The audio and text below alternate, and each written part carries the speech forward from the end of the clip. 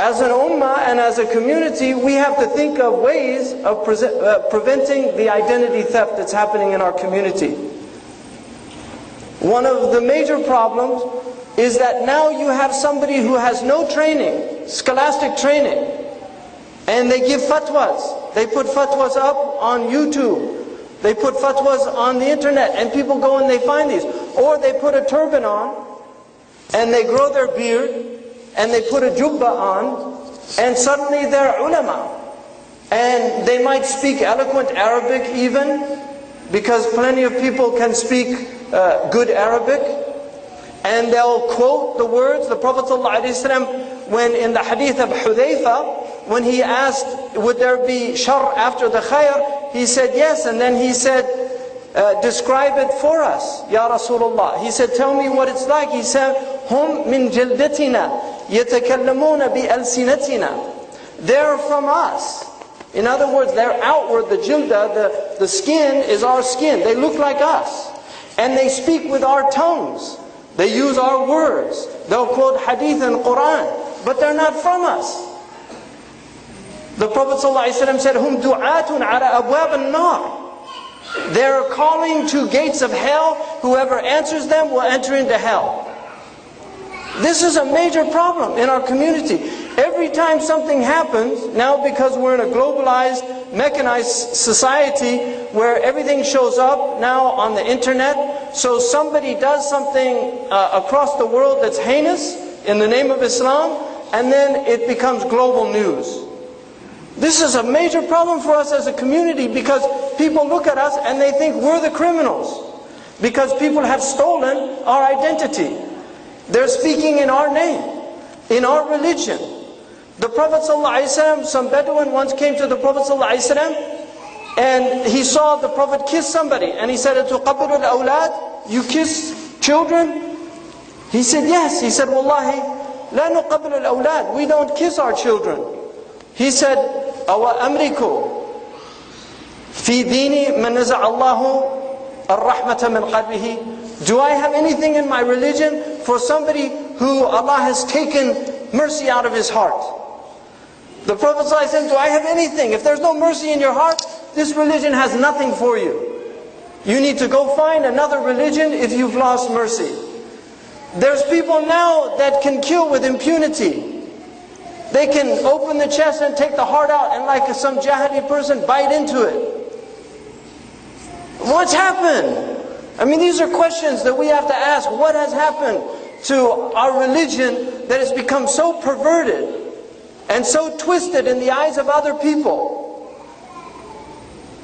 This is something that should concern all of us, because one of the things about Muslims, they're not muhtakirun.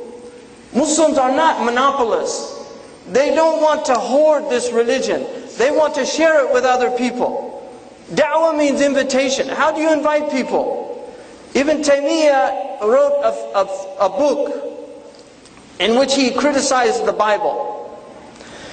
In the first volume, it's the 6th volume in the way it's published today. In the first volume of that book, he said, we have a problem in Syria. He was living in Syria. He said, we have a problem, because a lot of people don't know this, but it took Syria 500 years before it reached 50% Muslim. Christians were a majority in Syria until the 5th Islamic century.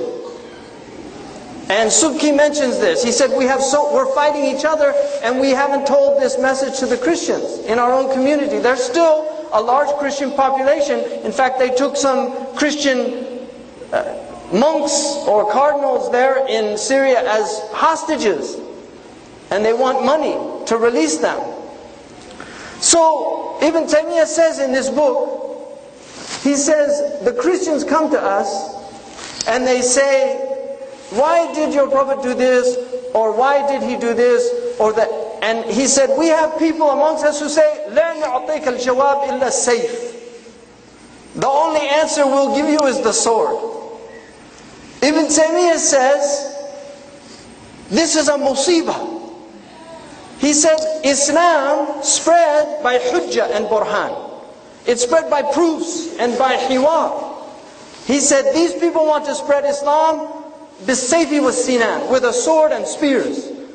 And he said, when you say that to the Christian, you're confirming the very stereotype that he has. Ibn Taymiyyah in the 8th century is saying this. He said, when you say that to the Christian, you're confirming the very stereotype he has in his mind that Islam is a violent religion. So this is not a new problem. But the problem is we're in a globalized civilization.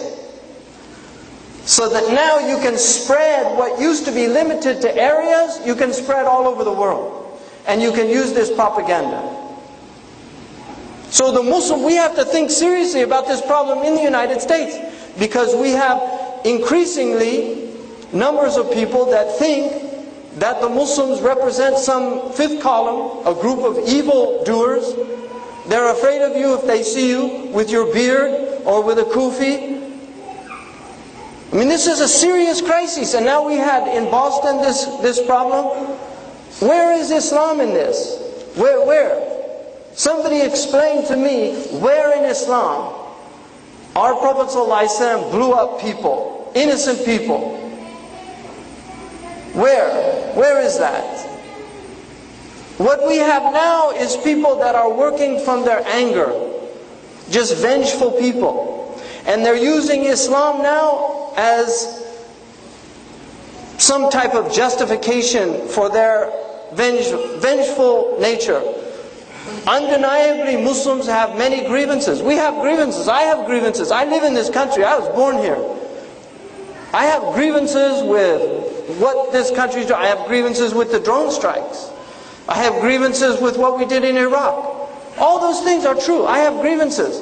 But my religion does not permit me to live in a country and undermine that country from inside. It doesn't permit me to do that. Ibn Abi Zayd al-Qayrawani mentioned in Nawadir wa Ziyadat, he said, if you're in the land of the... Somebody asked him, if you're in the land of the Christians and they're treacherous to you, does that break your oath with them, the ahad that you came in, the covenant that you came in with? He said, if it happens from their government, yes. But if it happens from their ignorant people, then no, you're still obliged to follow the laws of the land. If you come in to a land, you're musta'man. You can't come in with khiyana. Identity theft is a type of khiyana.